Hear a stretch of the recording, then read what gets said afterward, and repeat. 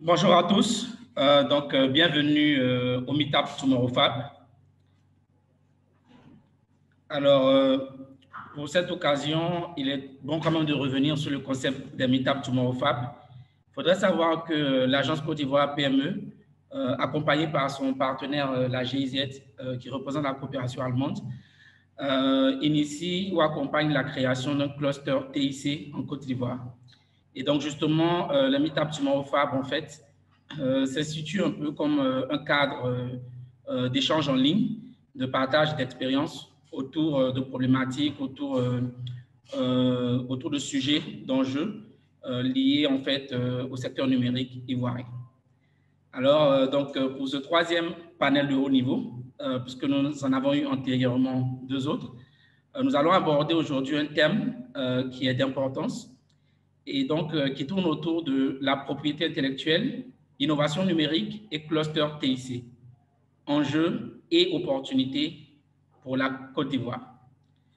Alors, au travers de ce thème, ce que nous essayons en fait de faire ressortir comme objectif, c'est de démontrer l'importance en fait que la propriété intellectuelle dans les innovations numériques justement joue, quel est son rôle en vue justement de l'émergence d'un cluster TIC qui est plus compétitif, non seulement au plan national, mais aussi au plan international. Spécifiquement, aujourd'hui, il s'agit d'échanger et donc de partager des bonnes pratiques nationales et internationales en matière de propriété intellectuelle dans le secteur des TIC et d'ébaucher des facteurs clés de succès pour le cluster TIC qui est en construction dans la dynamique de bâtir une map numérique ivoirienne qui est reconnue et vendue. Alors, je suis Richard Séchi, donc je suis consultant justement dans la création du cluster TIC auprès de l'agence Côte d'Ivoire PME. Et donc, je ne suis pas seul. Nous sommes aujourd'hui ravis d'avoir à nos côtés un certain nombre d'intervenants qui vont justement meubler ce webinaire avec nous. Alors, pour ce qui concerne l'agenda du jour, donc nous allons démarrer avec un mot d'ouverture de ce meet-up-là. Donc, le mot d'ouverture sera notamment fait par la direction générale de l'agence Côte d'Ivoire PME, qui sera suivi ensuite par des communications donc de nos différents intervenants et qui va se terminer par une session-réponse. Donc, l'idée pour nous, c'est durant les 90 prochaines minutes de meubler ce temps-là avec vous que nous espérons convivial et surtout riche en expérience. Alors, sans plus tarder, nous allons laisser la parole à la direction générale de l'agence Côte d'Ivoire PME, donc, qui est représentée ici par M. Yoda Mamadou, qui est le directeur de l'accompagnement conseil et du climat des affaires chez l'agence Côte d'Ivoire PME pour son mot de bienvenue. M. Yoda. Merci beaucoup, Richard. Merci à tous, chers collègues, chers panélistes, chers speakers. Merci à tous et bonne arrivée effectivement à ce troisième panel de haut niveau de Meetup de Tomorrow Fab de l'agence Côte d'Ivoire PME. Comme vous le savez tous, dans ce contexte de pandémie à la COVID-19, le secteur de l'économie numérique a pratiquement permis effectivement à l'économie mondiale et également au niveau de la Côte d'Ivoire d'avoir une certaine résilience pour supporter la crise. Et dans ce contexte, la Côte d'Ivoire a fait effectivement beaucoup d'efforts pour mettre à niveau plus ou moins de façon institutionnelle et de façon beaucoup plus générale les questions au cœur du débat, les questions des métiers du numérique, les questions de l'innovation technologique également, les questions liées effectivement à l'incubation. L'écosystème est pratiquement en train de bouger dans le bon sens pour permettre effectivement de profiter de cette croissance endogène liée effectivement à l'innovation sur le secteur du métier du numérique. L'agence Côte d'Ivoire PME, à travers effectivement les meetups de Tomorrow Fab et surtout également de son cluster TIC, essaie effectivement d'initier le débat, d'initier la rencontre entre les différents acteurs pour permettre effectivement de rendre plus dynamique ce secteur de l'économie numérique. Aujourd'hui, pour ce troisième panel de haut niveau, le thème est beaucoup plus intéressant, c'est la question de la propriété intellectuelle, de l'innovation numérique et des questions de cluster TIC. Enjeux, opportunités pour la Côte d'Ivoire. Comme vous le savez, lorsqu'on dit innovation, il y a effectivement la question de la propriété intellectuelle, la question effectivement des marques, la question de la protection, la question des brevets. Il est important pour tous les innovateurs d'être protégés au niveau national, également au niveau international. Nous avons des structures sur place qui existent, effectivement, comme l'OAPI, et au niveau africain, comme l'Office africain de la propriété intellectuelle. Ces structures-là existent et permettent de prendre en charge l'ensemble des questions liées effectivement à la propriété intellectuelle. Pour ce troisième panel, nous accueillons trois panélistes de haut niveau. M. Pierre Djibril Koulibaly, qui est inventeur lui-même, M. Youssouf Zan, également président de l'Association des inventeurs, M. Kwame Alexis Kwabran, et deux speakers, M. Patrick Zadi et M. Valérie Ad Abbé. Donc, à travers effectivement ces différentes interventions, je pense que nous souhaitons avoir une meilleure vision de l'ensemble de l'écosystème, effectivement, la propriété intellectuelle de l'innovation et des clusters ici en Côte d'Ivoire, pour bien entendu mieux appréhender les questions des enjeux et des opportunités pour la Côte d'Ivoire. Donc, pour ne pas effectivement faire long, je souhaite en tout cas à tous les participants, à tous les panélistes, à nous deux également, nous deux speakers, un très bon panel de haut niveau. Donc, je déclare ouvert au nom du directeur général de l'agence Côte d'Ivoire PME, M. Bamba Salimou. En tout cas, je déclare ouvert les activités de ce panel de haut niveau. Bonne arrivée à tous. Merci beaucoup. Merci beaucoup, M. Yodam Madou, donc, pour justement votre mot chaleureux. Et effectivement, je pense, comme il a été mentionné, nous avons 5 intervenants aujourd'hui de haut niveau. Donc, ils représentent à la fois des experts, des inventeurs, mais aussi des entrepreneurs. Et donc, je voulais aussi rappeler que ce webinaire-là fait l'objet d'un enregistrement et donc qui permettra sa diffusion à un public plus large, au-delà justement de ce moment privilégié auquel nous assistons. Alors, nous allons démarrer avec la première intervention. Et notre speaker, c'est M. Pierre Djibril Koulibaly, qui est lui-même inventeur, mais qui est aussi à la double casquette d'être le président de la Fédération des inventeurs de Côte d'Ivoire. Donc, il nous partagera justement son mot autour de la communication sur l'expérience de la Côte d'Ivoire en matière de propriété intellectuelle, portant sur les innovations locales et numériques. Quel est le point de vue de l'inventeur? Bonjour, M. Koulibaly, vous avez la parole. Bonjour, je ne sais pas si je suis suivi, si on me voit. Oui, on vous voit, on vous entend parfaitement. Merci. D'accord. Alors, bonjour à tous. Très heureux de participer à ce webinaire. Je voudrais donc juste faire une introduction parce que je ne peux pas rester jusqu'à la fin. Je voudrais insister par contre sur l'orientation qu'il faut donner à ce thème, une orientation économique. Je voudrais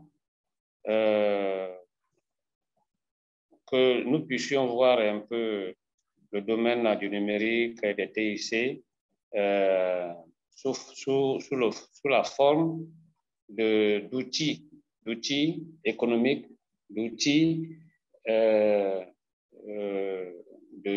d'amélioration de notre capacité à agir, de notre capacité à prester et de notre capacité également à créer.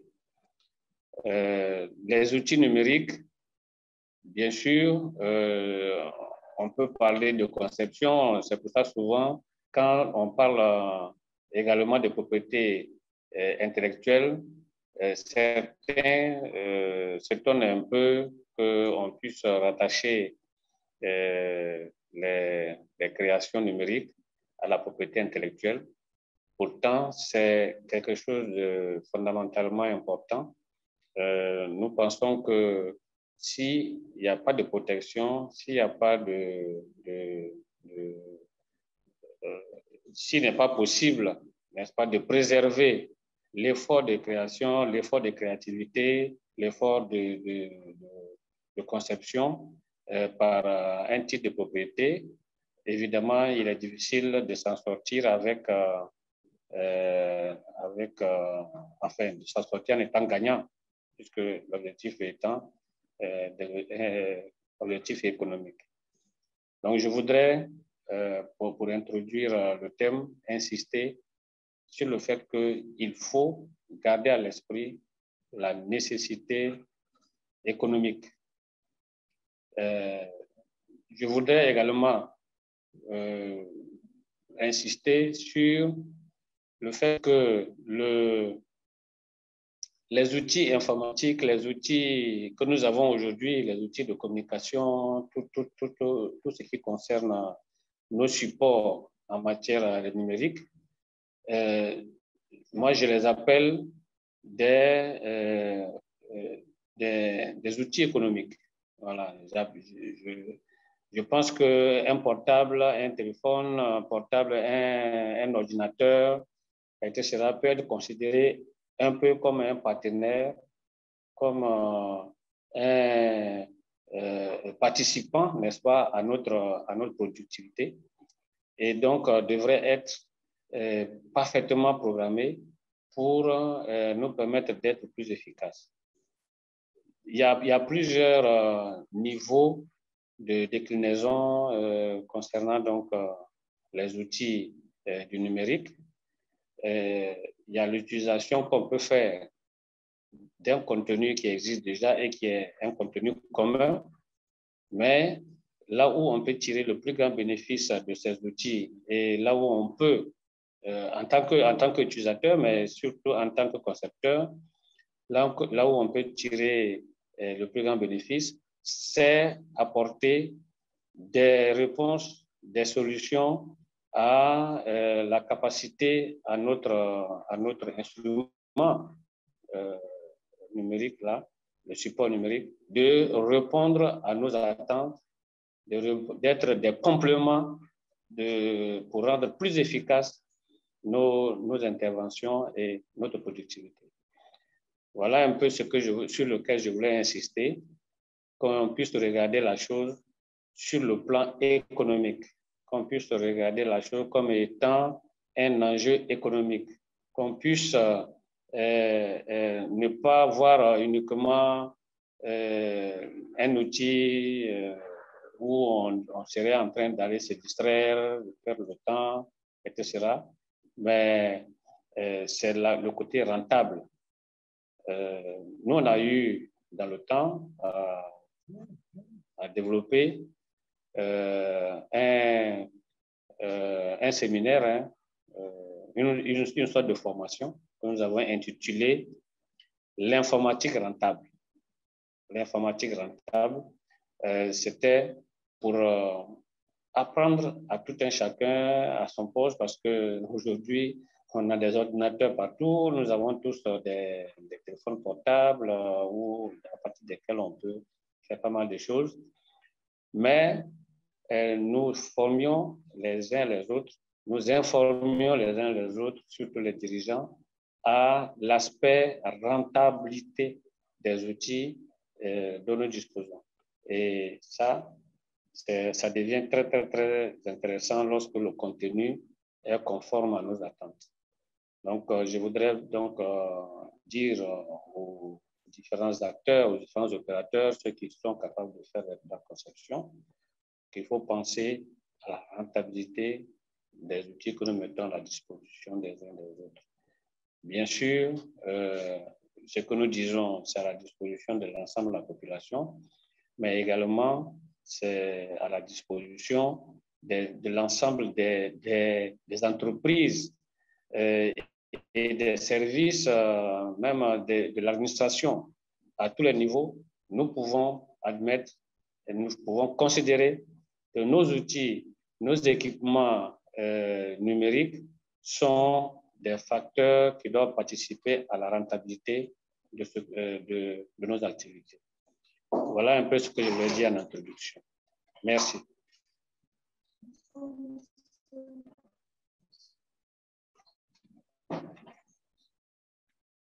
Merci beaucoup, M. Coulibaly, pour cette introduction, pour ce message que vous avez partagé. Je pense que ce que déjà on retient, c'est le fait que vous avez insisté justement sur cette nécessité-là de pouvoir en fait capitaliser sur la propriété intellectuelle pour effectivement rentabiliser et valoriser les innovations numériques et toutes les autres innovations d'où qu'elles viennent. Et donc justement pour faire une passerelle, nous avons M.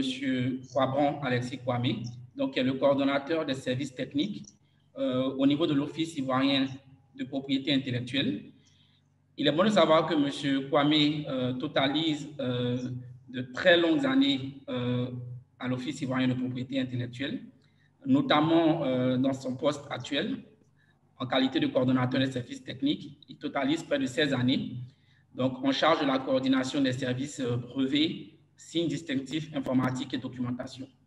Donc, en tant que personne ressource et référent à l'OIPI, je pense qu'il va nous faire le privilège de partager avec nous justement sa communication. Et aussi, je crois qu'il a une présentation qu'il a souhaité partager avec nous. Donc, bienvenue, M. Kwame, vous avez la parole. OK. Bonjour, mesdames et messieurs. Merci pour l'opportunité que vous me donnez. Vous m'entendez? Oui, nous vous entendons parfaitement. OK, d'accord.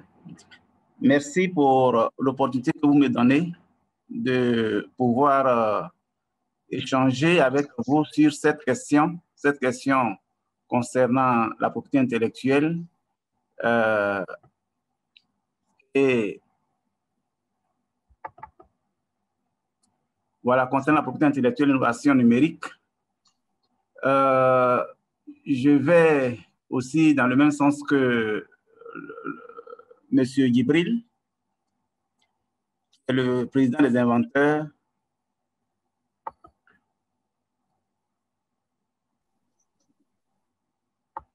OK, je dis que je vais dans le même sens que lui, en ce sens qu'effectivement, il faut voir la question de l'innovation numérique beaucoup plus, puisqu'on parle d'entreprises, de PME, beaucoup plus dans le sens de la rentabilité des entreprises ou des PME. Et quand on parle de rentabilité, il faut parler donc de création.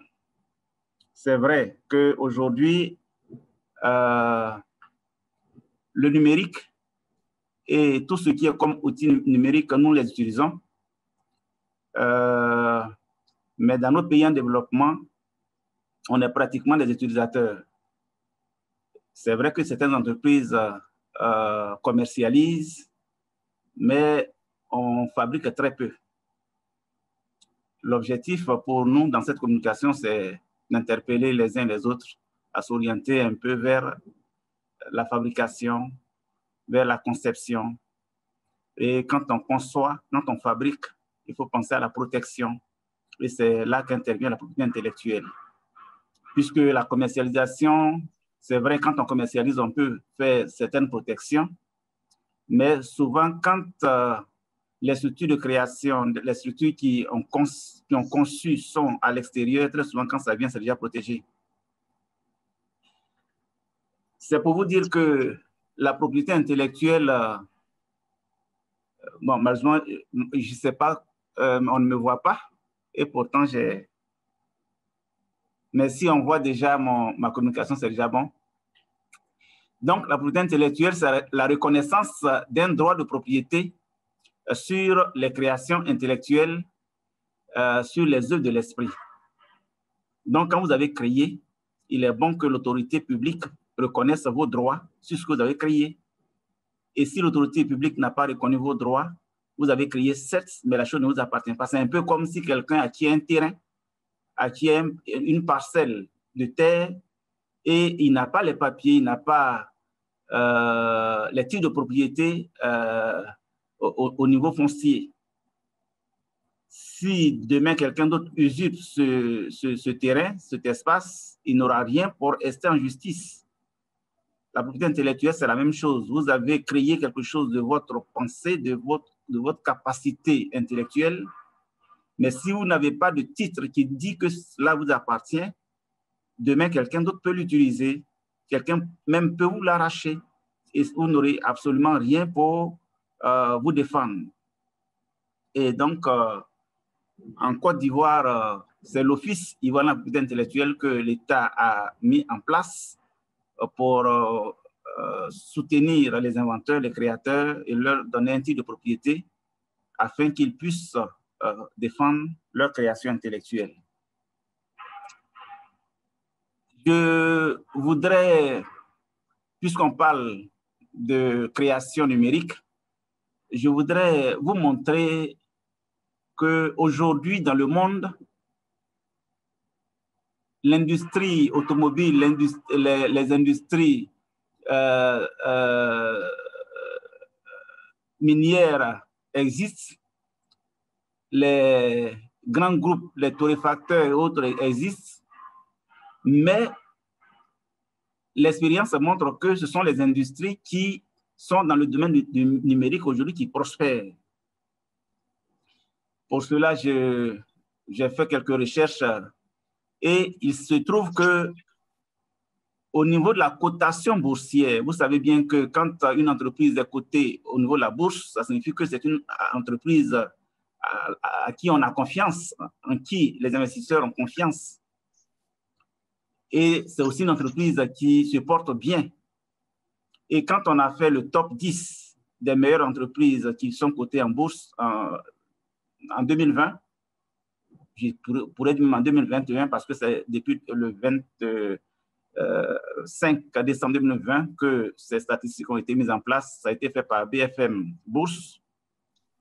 Il s'est trouvé que sur 10 entreprises, sur les 10 meilleures entreprises cotées en bourse, 7, je dirais pratiquement 8, sont dans le domaine du numérique.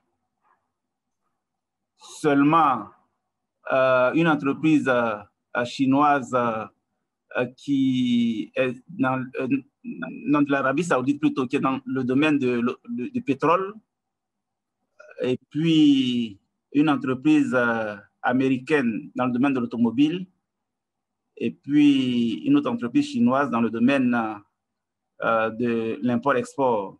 Sinon, toutes les autres entreprises sont dans le domaine numérique, les meilleures entreprises cotées en bourse.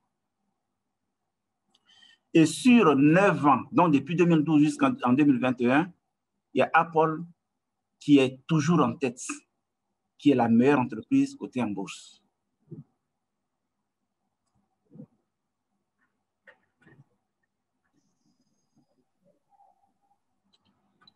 J'ai fait aussi, bon, comme je suis dans le domaine de la propriété intellectuelle, vous savez qu'en matière de propriété intellectuelle, aujourd'hui, dans le monde entier, quand une entreprise, quand un pays innove, quand un pays voit croître sa capacité de création intellectuelle, alors ce pays commence à faire peur. Ce pays, on sent bien ses ambitions de développement, ses ambitions de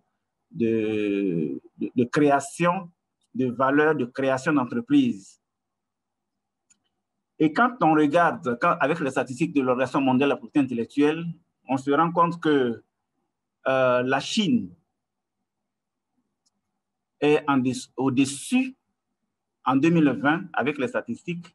La Chine seule a déposé seulement en matière de brevet, je n'ai pas pris tous les objets de propriété intellectuelle, seulement pour le brevet, parce que à tous les niveaux, les pays asiatiques et la Chine sont au-dessus. Mais j'ai pris juste un seul objet.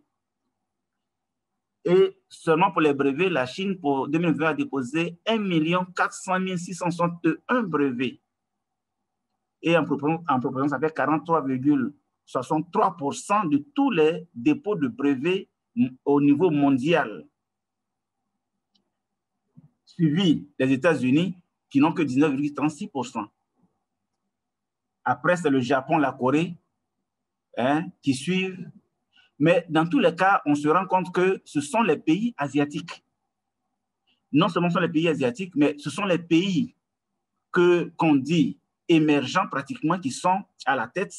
Et il y a quelques pays dits développés, comme les États-Unis, comme l'Allemagne, qui s'insèrent Mais cela montre un peu l'ambition de ces pays dits émergents. Et c'est parce qu'en fait, ils ont mis en avant la propriété intellectuelle, la création intellectuelle, mais surtout fondée sur le numérique, que aujourd'hui, ils déposent beaucoup de brevets, parce que c'est dans ce domaine-là qu'aujourd'hui on dépose beaucoup de brevets. Je suis allé aussi un peu avec les entreprises. Les entreprises, on voit ici Huawei qui culmine en tête avec 5464 brevets pour la seule année 2020. Samsung qui suit, et on se rend compte que sur les 10 premières entreprises qui déposent des brevets dans le monde, les 4 premiers sont asiatiques. Soit c'est la Corée, soit c'est la Chine, soit c'est le Japon. Mais très souvent, la Chine revient, les entreprises chinoises reviennent régulièrement. Et on va voir un peu les États-Unis, un peu la Suède et autres là qui s'insèrent un peu. Mais c'est pratiquement les pays asiatiques. Et cela montre un peu leur ambition. Sans me lancer un peu dans la politique mondiale, vous comprenez pourquoi est-ce qu'aujourd'hui la Chine fait peur à tout le monde. J'ai essayé aussi de voir un peu, de fouiller, voir quels sont les domaines dans lesquels ces pays déposent. Quels sont les domaines technologiques dans lesquels ces pays déposent beaucoup plus. La Chine, quand je mets A, ça veut dire que c'est le premier, c'est la technologie préférentielle du pays. Quand je mets le B, c'est le second. Quand je mets le C, c'est la troisième technologie préférentielle du pays. Donc, quand je prends la Chine, la technologie où la Chine dépose beaucoup de brevets, c'est dans les communications numériques. Et la deuxième technologie préférentielle de la Chine, c'est la technologie informatique. Et le troisième domaine de technologie préférentielle de la Chine, c'est les technologies audiovisuelles. Vous voyez que tout ça se recoupe dans le numérique. Quand on prend les États-Unis, la première technologie préférentielle, c'est la technologie informatique. La deuxième, c'est la technologie médicale. Et la troisième, c'est la communication numérique. Quand on prend le Japon, la première, ce sont les machines électriques. La deuxième, c'est la technologie informatique encore. Et la troisième, c'est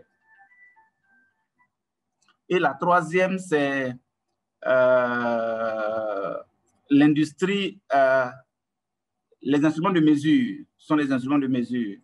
Quand on prend la Corée, c'est un peu comme la Chine et on le comprend bien. Quand on prend la Corée, la première, c'est la communication numérique, la deuxième, c'est la technologie informatique et puis la troisième, c'est les machines électriques. Vous voyez, pour les pays dits développés qui sont fidèles à ce qu'ils font habituellement, quand on prend par exemple l'Allemagne, ils sont toujours comme première technologie, c'est le transport. Ce sont les instruments dans le domaine du transport. Deuxième, c'est les machines électriques. Et puis troisième sont les instruments de mesure. Vous voyez bien que ce sont les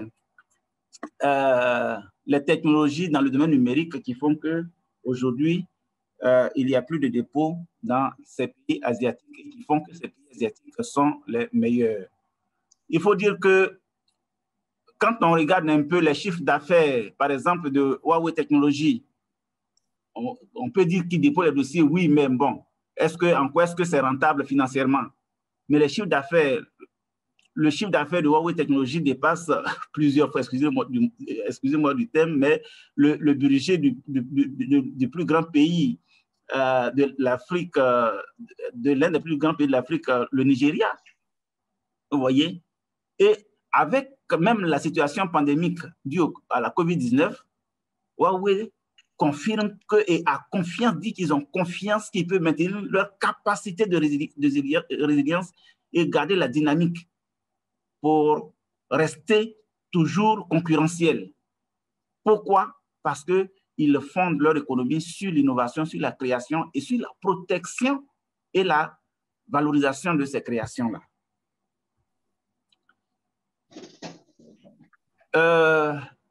Si je prends du temps, vous m'arrêtez, je vous en prie, parce que quand j'entre dans ce domaine-là, vous voyez que ça sont les pays développés, les pays émergents.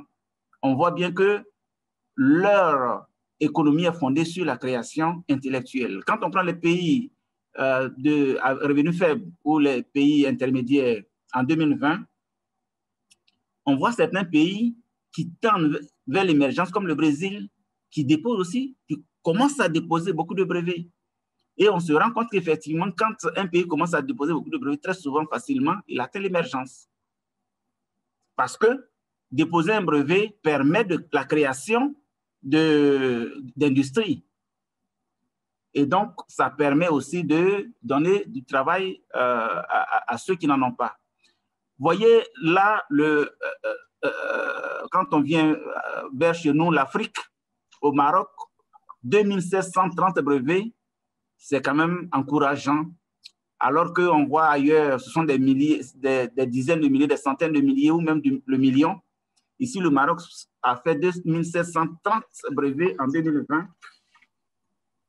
Et l'OAPI, il faut dire que nous, l'OIPI, nous faisons partie d'une organisation africaine, on a appelée OAPI.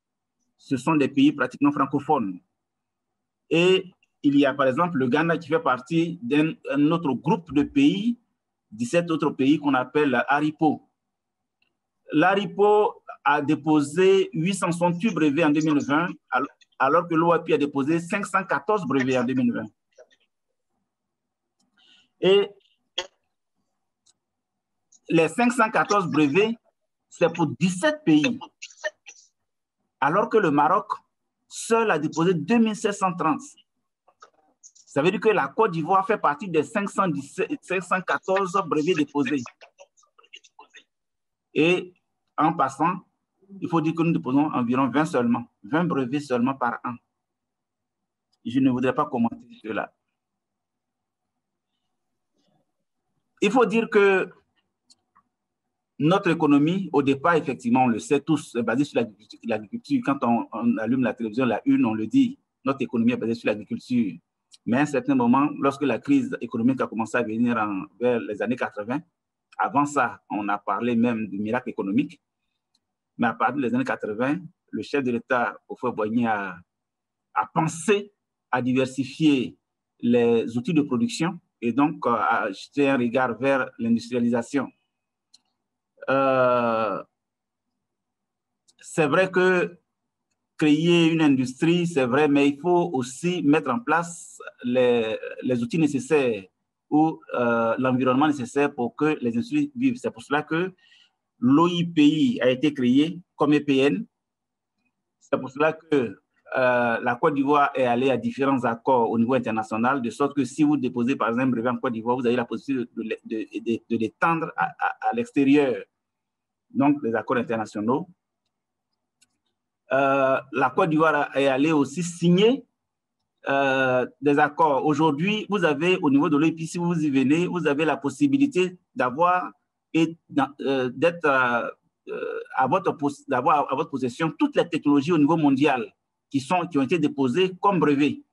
Parce que nous avons tous pratiquement les mêmes bases de données et nous avons accès et nous pouvons mettre cela à la disposition des entrepreneurs, des chercheurs qui en veulent. Non pas pour copier ce qui a été protégé, mais au moins pour pouvoir, si possible, exploiter ce qui est tombé dans le domaine public ou, si possible, faire des licences ou acheter ce qui est toujours en vigueur.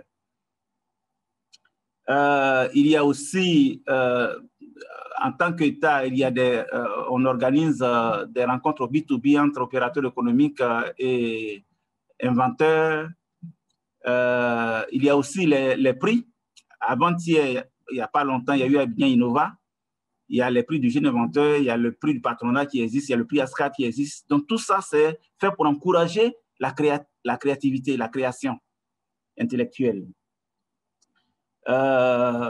il y a la sélection de start-up, et puis même il y a la mise en place d'un fonds de 131 milliards logé au ministère de la Promotion de la Jeunesse.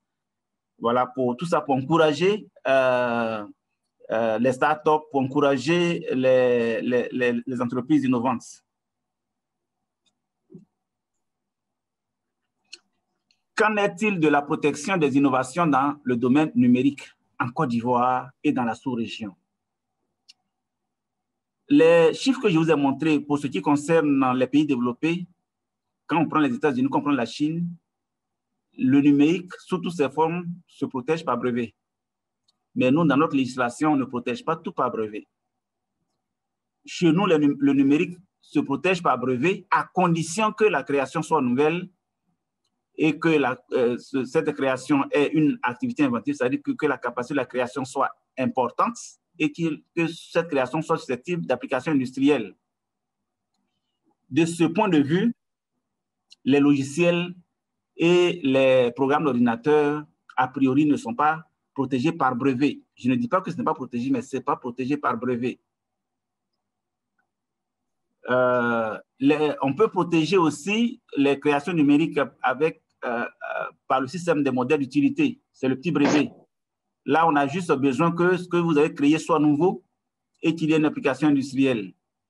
C'est-à-dire que la capacité de la création ou l'importance de la création, on ne tient pas trop compte de cela dans l'examen. On peut protéger aussi cela par un certificat de circuit intégré, si tel est que la création est originale et destinée à accomplir une fonction électronique, ou on peut protéger par le droit d'auteur.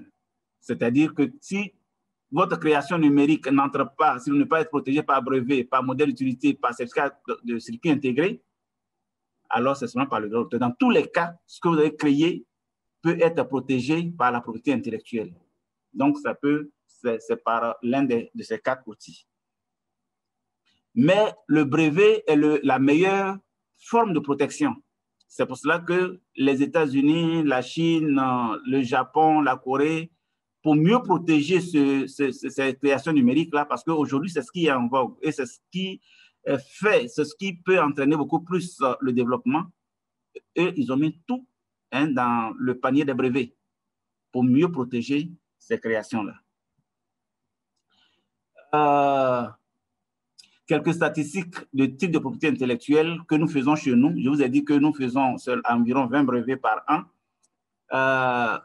Mais pour les autres types de propriété comme les marques et autres, nous en faisons beaucoup plus. Par an, nous faisons environ 450 marques. Et les personnes morales, c'est-à-dire les entreprises, sont nos plus grands déposants.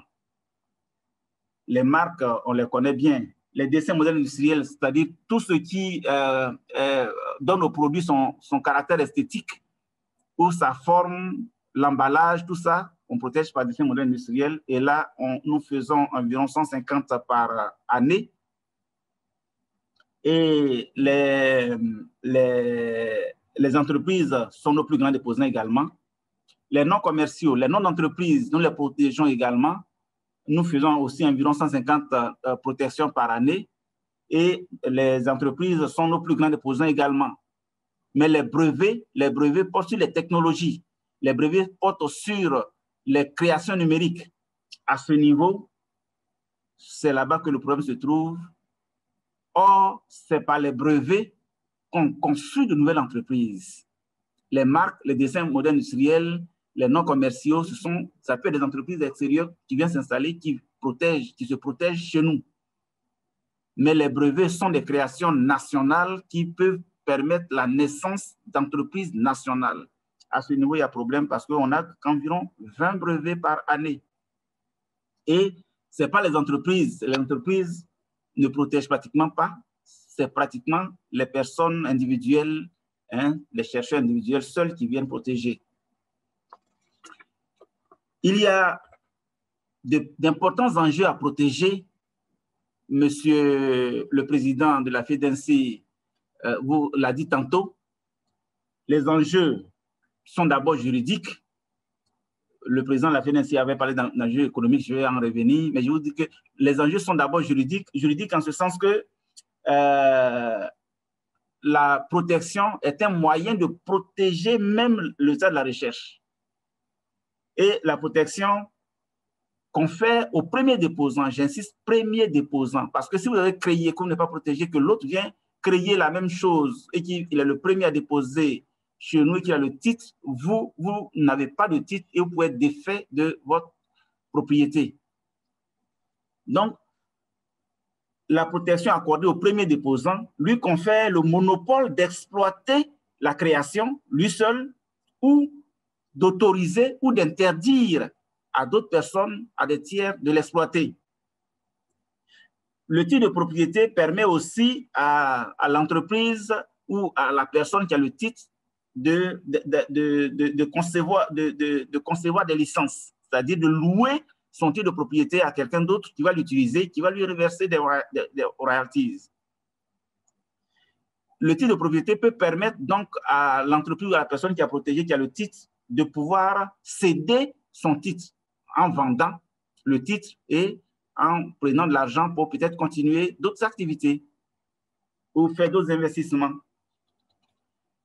Et la protection de façon juridique est un moyen de lutte contre les atteintes à la DPS. Par exemple, la contrefaçon, la concurrence déloyale. Si vous n'avez pas de titre de propriété, vous ne pouvez pas rester en justice. Je l'avais dit à l'introduction. Enjeu économique.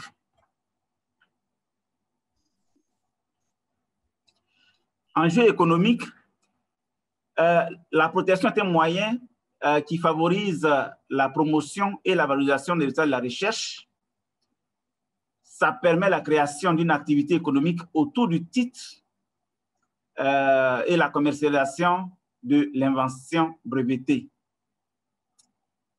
Quand vous avez protégé, alors il peut y avoir la création d'une activité autour du titre. Dans certaines entreprises, le titre de propriété, la marque ou le design, ça coûte plus que le produit lui-même qu'on vend. Très souvent, on vend beaucoup plus cher la marque que le produit lui-même. C'est un moyen pour peser lourd dans les activités de franchisage. Une fois que vous avez ces activités de franchisage, si vous avez un titre de propriété, ça vous donne plus la valeur à ce que vous cédez. C'est un moyen aussi de promotion et de vente de produits, de fidélisation de la clientèle. Quand vous avez un titre de propriété, ça vous permet donc de sécuriser votre marque. Et quand vos clients sont attachés à cette marque-là, alors vous les fidélisez et vous les avez et vous vendez tranquillement sans problème. C'est un moyen aussi de faire de nouveaux produits sans changer la technologie. C'est-à-dire que vous changez juste le design, hein, ce qui frappe aux yeux, et puis vous vendez. Vous protégez et vous vendez. Voilà. C'est un moyen qui permet, par exemple, de récolter des loyers, c'est-à-dire quand vous avez donné la licence, les royalties, de les récolter et de les investir de nouveau. Enfin, en conclusion, je voudrais vraiment pour tous les auditeurs, pour tous ceux qui écoutent, encourager à mettre en place de nouveaux produits. C'est vrai, il faut importer, il faut importer pour vendre, mais il est bon de mettre en place de nouveaux produits quand on a une entreprise, une PME, parce que c'est par là qu'une entreprise, une PME peut vivre. C'est par là qu'une entreprise, une PME peut résister à la concurrence et peut mettre à la disposition du consommateur de nouveaux produits. Le consommateur que nous sommes, quand il y a un produit, quelques années après, bon, on cherche à passer à autre. Mais si l'entreprise n'innove pas, il perd la clientèle. Et quand vous avez innové, vous avez créé, il faut protéger, hein, par la création, il faut protéger votre création intellectuelle pour résister à la concurrence et à la contrefaçon, parce que sans ça, vous ne pouvez pas rester en justice, comme je l'ai dit. Si vous êtes entreprise et que vous n'innovez pas, ou si vous innovez et que vous ne protégez pas, vous courez le risque de disparaître. Sur ce, je vous remercie et j'attends les questions, voilà, pour qu'on échange après. Merci beaucoup. Merci bien, monsieur Papa Alexis.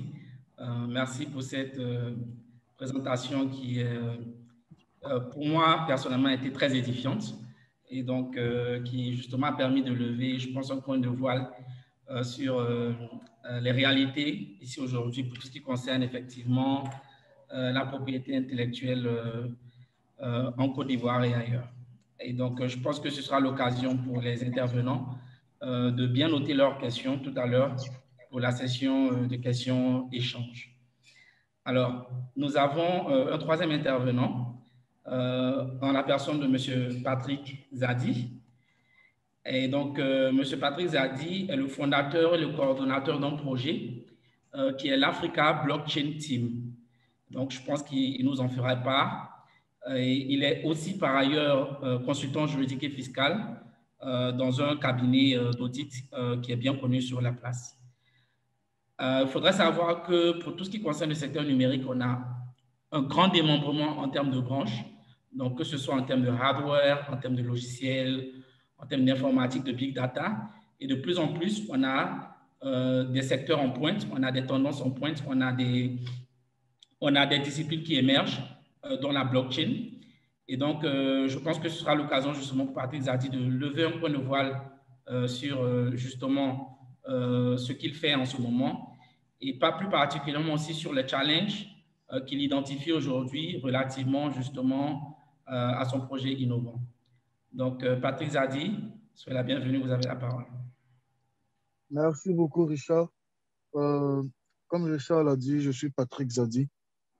Il y a quelques années, avec plusieurs personnes en Côte d'Ivoire, en France, au Mexique, en Grèce, en tout cas dans divers pays, on a eu l'idée comme ça de mettre en place un projet qui allait simplement permettre d'étudier et d'analyser diverses possibilités d'implémenter l'usage de la blockchain en Afrique dans plusieurs secteurs et d'étudier en fait ce que cette nouvelle technologie-là pouvait concrètement apporter au développement des économies africaines, au nombre desquelles la Côte d'Ivoire, pour laquelle il y a eu plusieurs participants au projet. Et donc, l'idée du projet était de couvrir plusieurs secteurs, dont la santé, l'immobilier, le domaine informatique, la banque, le notariat, etc. Je vais commencer par définir la blockchain, qui est en fait une technologie de sécurisation de flux et de sur Internet. En fait, il s'agit de quoi? Il s'agit que par la blockchain, dès que vous passez une opération ou le moindre acte que vous pouvez poser, il suffit de l'inscrire dans un registre qui est inaltérable. Imaginez la blockchain simplement comme un grand livre comptable dans lequel vous pouvez inscrire plusieurs opérations. La particularité, c'est que le livre est partagé entre plusieurs personnes qui sont donc chacune garantes de l'intégrité des écritures qui sont passées dans le livre, de sorte que vous ne pouvez pas modifier une partie du livre sans modifier les autres. Donc, chaque fois qu'une nouvelle modification intervient, le registre est automatiquement modifié et mis à jour avec des versions successives, de sorte qu'on peut retrouver facilement à quel niveau est-ce que le registre a été modifié et il est modifié instantanément sur tous les participants au réseau. Ce de sorte que, donc, en termes d'application, je vais prendre un exemple très simple qui est la conservation foncière. Donc, imaginez que vous acquérez un terrain quelque part, ici à Abidjan, à Bata par exemple. L'utilité de la blockchain ici serait de vous inscrire d'abord dans un premier temps dans le registre comme étant propriétaire du lot numéro XY situé à Bata. Ensuite, ceci fait, vous avez besoin à tout moment de pouvoir faire preuve de votre titre de propriété, mais surtout d'être sûr que ce titre de propriété-là ne pourra pas être modifié frauduleusement par une autre personne. Donc, ce qui va se passer, c'est qu'une fois inscrit dans la blockchain, le registre est visible par tous et il est inaltérable par un tiers. Parce que pour pouvoir l'altérer, il faudrait que ce tiers-là ait la clé déjà et qu'il modifie le registre de tous les intervenants à la fois, ce qui est impossible en fait. Donc, partant de là, vous êtes sûr que vous avez un registre en fait d'un type de propriété qui est sûr. Plutôt que d'utiliser une autre technologie qu'un hacker ou que n'importe quelle personne qui a suffisamment de compétences pourrait frauduleusement modifier et le revendre à une autre personne. Vous voyez. En termes d'application, par ailleurs, cela peut entrer dans plusieurs autres domaines. Celui de la santé, par exemple, on pourrait créer des certificats médicaux qui auraient une durée de vie beaucoup plus longue, seraient plus transparents et qui permettraient justement aux gens de pouvoir conserver leurs données sanitaires de façon sécurisée en un lieu. En termes d'enjeux, la blockchain, pour nous, c'était vraiment l'occasion de répondre à divers enjeux tels que l'inclusion financière, par exemple, avec les technologies de paiement, l'inclusion sanitaire, en permettant aux gens de pouvoir se faire vacciner ou de pouvoir, en tout cas, utiliser leurs données sanitaires de diverses façons.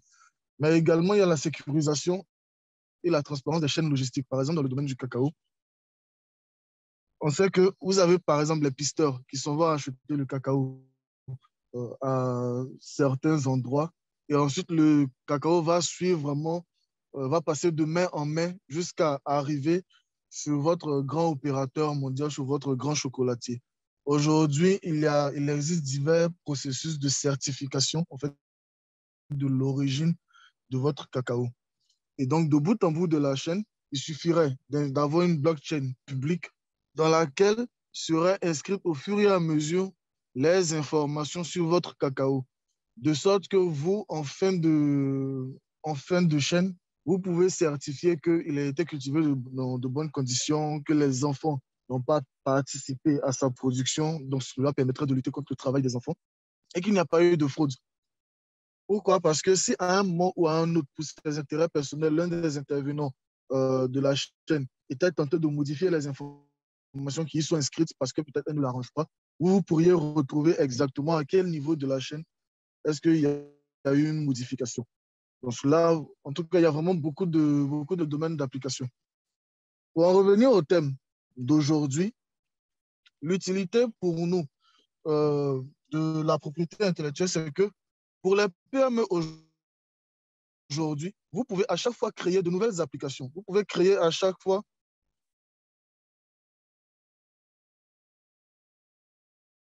de nouveaux logiciels, avoir de nouvelles idées, pas seulement dans le domaine informatique,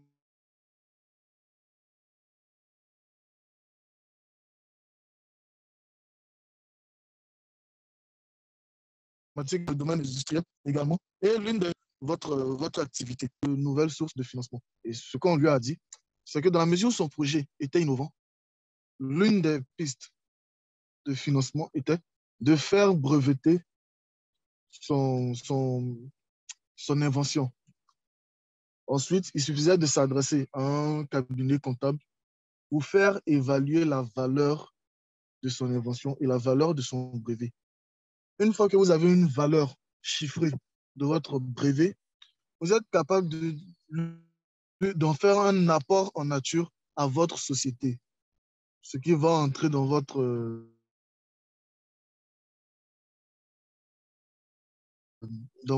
patrimoine de l'entreprise avec une valeur chiffrée. Et vous pouvez revaloriser le capital social et passer par exemple de 1 à 10 millions.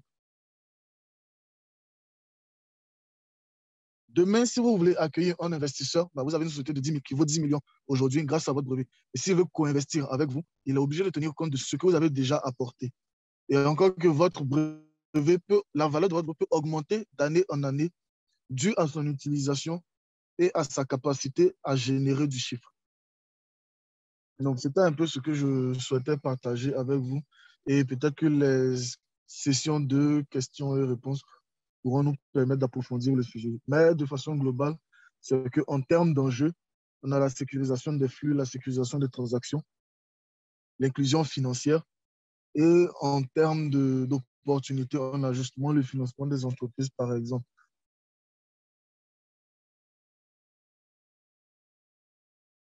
Merci. Merci beaucoup, Monsieur Patrick Zadi, donc, pour votre intervention. Et donc, je pense qu'effectivement, vous avez révélé des points intéressants, donc notamment au-delà de la présentation sur la blockchain. Je pense que pour les entrepreneurs en Côte d'Ivoire, effectivement, il était important de souligner que le fait de pouvoir justement avoir un brevet ou une forme justement de propriété intellectuelle sur leur invention peut être valorisé effectivement dans la recherche de financement et de levée de fonds auprès d'autres acteurs tierces. Voilà. Donc, que ce soit des anges ou des investisseurs en capitaux risques, en capital risque, etc.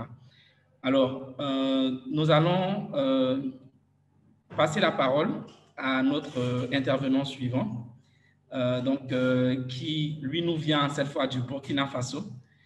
Et donc, il est le seul intervenant hors de Côte d'Ivoire. Et donc, je le dis avec une pointe d'admiration. Alors, nous allons accueillir maintenant M. Issoufzan. Alors, M. Issoufzan a la particularité de travailler à l'Agence nationale de valorisation des résultats de la recherche et des innovations du Burkina Faso. Et il est aussi président de l'association Viva Innova Burkina Faso, donc, qui justement accompagne les innovateurs, les entrepreneurs et les start-upers au Burkina Faso sur un certain nombre de problématiques, y compris justement sur la valorisation de leurs inventions. Alors, Monsieur Issoufzan, si vous êtes là, vous avez la parole. Bonsoir. Bonsoir. Bonsoir, nous vous entendons. Vous m'entendez? Parfaitement. J'ai également partagé mon écran. Je ne sais pas si vous arrivez à également voir l'écran. Effectivement. OK, parfait. Merci beaucoup pour cette belle opportunité que vous m'offrez pour partager l'expérience du Burkina en matière de propriété intellectuelle, notamment concernant les innovations locales et numériques. Et comme Richard l'a dit, je suis en service à l'Agence nationale de valorisation de l'état de la recherche du Burkina. Je suis le chef de service des parcs d'innovation. Et au compte de ces panels, j'interviens au nom de Viva Innova, qui est une hub d'innovation que je viens de mettre en œuvre avec des jeunes innovateurs du Burkina. Donc, notre intervention va nous permettre de partager l'expérience du Burkina et aussi parler également des défis et des perspectives pour des jeunes entrepreneurs et qui permettra également à la Côte d'Ivoire de tirer également des leçons apprises au niveau du Burkina. Voilà. Donc, et pour aller plus vite, concernant la notion de propriété intellectuelle, notre collègue Kwame de la Structure nationale de liaison de la Côte d'Ivoire a déjà en tout cas défini ça en profondeur. Je ne vais pas vraiment m'attarder sur ces aspects. Mais ce qu'il est important de signaler au niveau du Burkina, il faut dire que nous avons une nouvelle législation au niveau du droit d'auteur et qui a été révisée en 2019. Cette loi, en tout cas, a pris en compte les questions de création de logiciels, notamment en ce qui concerne la protection des œuvres du numérique. Maintenant, ce qu'il faut noter, le Burkina également, Faso, comme la Côte d'Ivoire, fait partie de l'espace OAPI. Et nous avons la même législation communautaire en ce qui concerne la réglementation de la propriété industrielle et qui concerne essentiellement les brevets, les modèles d'utilité et bien d'autres.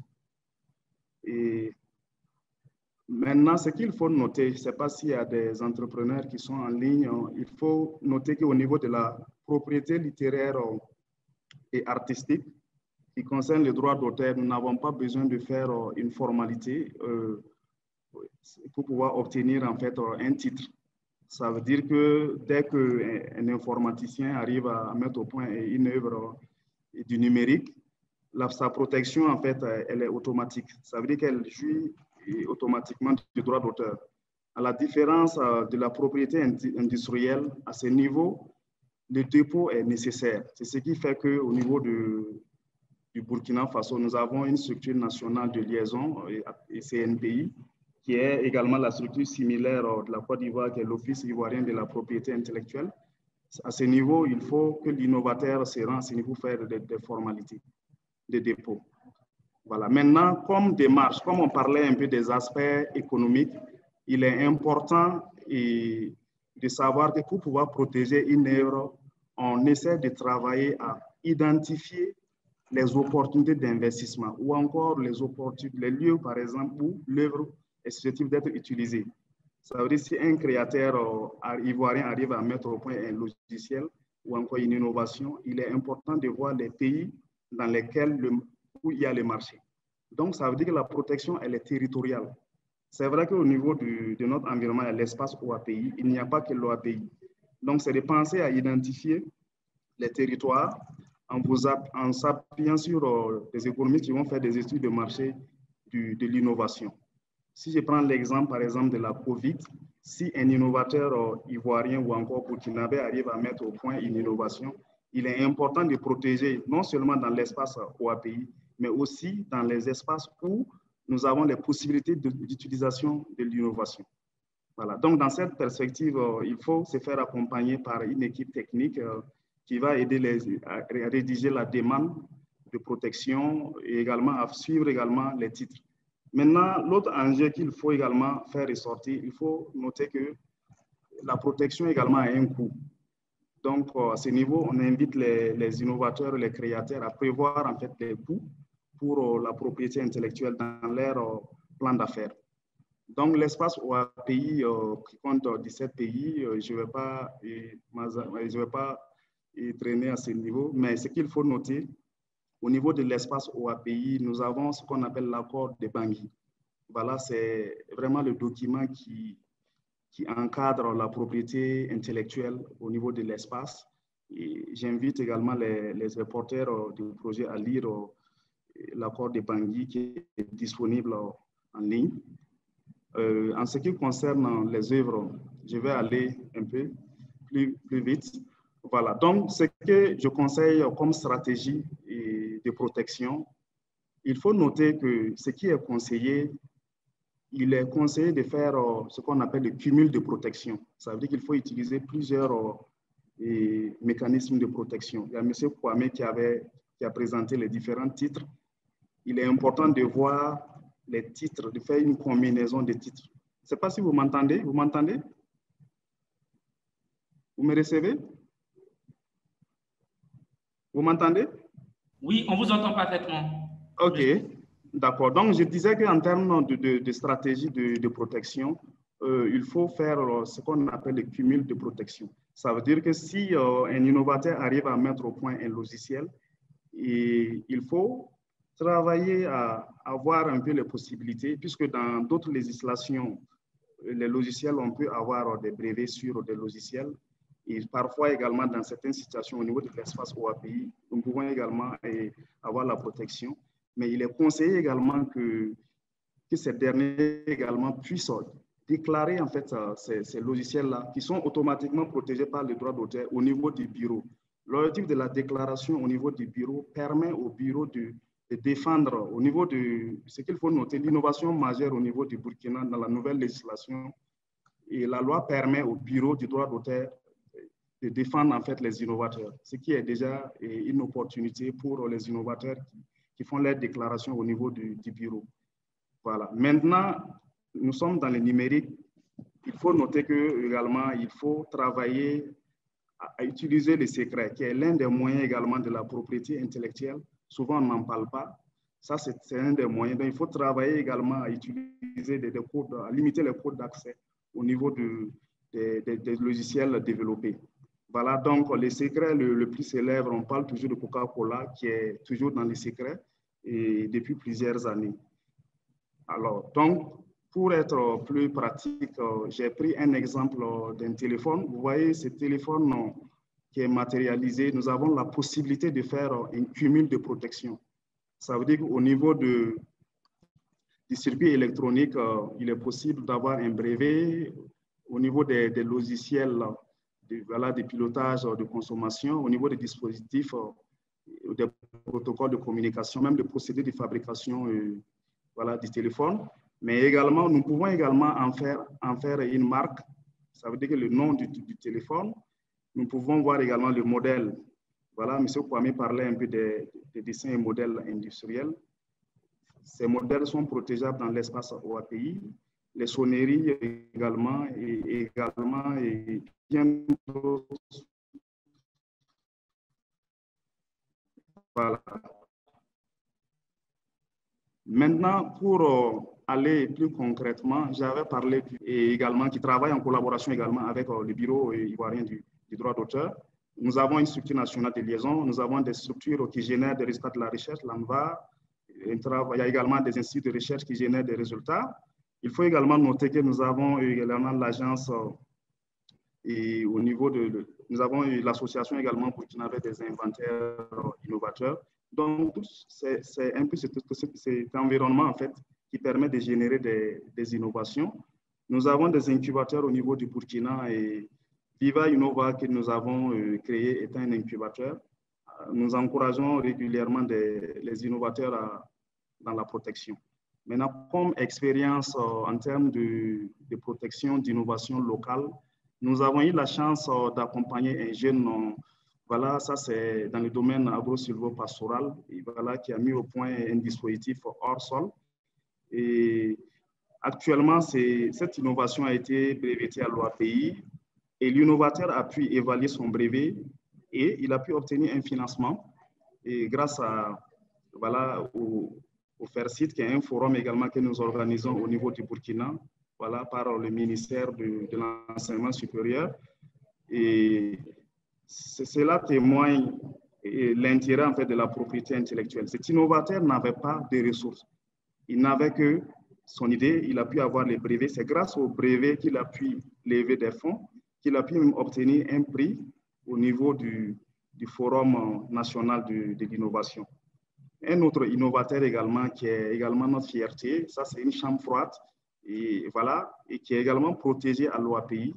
Récemment, ce dernier également a pu avoir voilà, un financement pour son projet qui accompagne les producteurs et voilà, des zones rurales, notamment au niveau de la conservation des produits et de l'agriculture. Voilà. Maintenant, l'exemple vraiment qui nous intéresse le plus est dans le domaine vraiment du numérique. Ça, c'est une innovation récente. Et voilà, c'est un jeune innovateur burkinabé qui a mis au point un masque voilà, intelligent et contenant un dispositif électronique de transmission d'informations sanitaires. Ce qu'il faut noter, et j'ai eu la chance personnellement de participer à ce projet. Nous avons accompagné l'innovateur dans la rédaction du mémoire descriptif avec une équipe technique. Et j'avoue que ça n'a pas été facile parce que l'innovateur n'arrivait vraiment pas à faire ressortir pratiquement l'information dont on avait besoin. Donc, il a fallu mobiliser plusieurs équipes pluridisciplinaires pour pouvoir écrire le mémoire descriptif. Voilà, donc ça veut dire qu'en termes de défis, ça veut dire qu'il faut penser vraiment à la formation technique, permettre aux informaticiens également d'avoir des formations sur la propriété industrielle, notamment en ce qui concerne la rédaction des brevets. Voilà, donc cet outil vraiment vient d'être breveté, mais l'enjeu maintenant qui reste, c'est vraiment l'exploitation de l'outil pour en faire vraiment un modèle économique. Et ce qui va se poser également, c'est la détermination de la valeur du brevet, qui est une préoccupation. L'expérience ivoirienne également nous intéresse. Et comment déterminer la valeur vraiment du brevet, parce qu'ici, nous n'avons vraiment pas assez d'expérience pratique pour la détermination de la valeur économique du brevet. Voilà, ça c'est l'innovation. Voilà, donc en termes de perspective, je disais qu'il faut vraiment, si nous voulons vraiment que le numérique puisse profiter au développement et que les innovateurs puissent vraiment profiter, il faut qu'on travaille vraiment et à mettre un masse critique vraiment d'experts en ce qui concerne la rédaction vraiment du brevet. Voilà, ça c'est le défi vraiment que l'Office ivoirien de la propriété intellectuelle pourra vraiment résoudre pour pouvoir former les informaticiens. Il faut également que les informaticiens travaillent à planifier la propriété intellectuelle ou encore les porteurs d'initiatives, les startups, les incubateurs. Il faut prévoir ça dans les projets d'innovation et les projets de recherche également.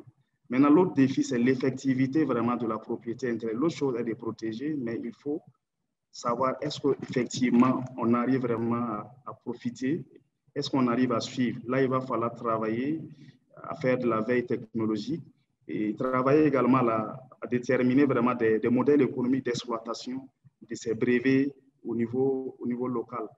Donc, cela passera vraiment par la formation.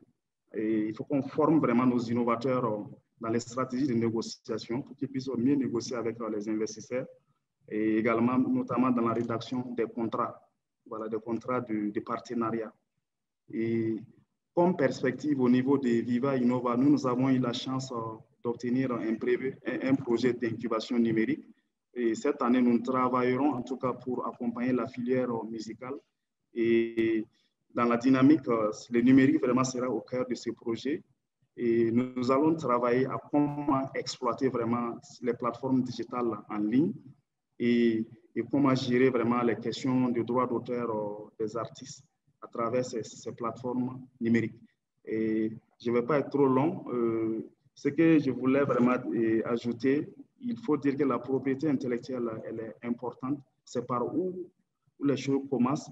Et j'encourage vraiment les innovateurs à protéger les innovations, les chercheurs également à planifier ça dans les projets de recherche, parce que la propriété intellectuelle, ça leur confère en tout cas un droit, un pouvoir de négociation.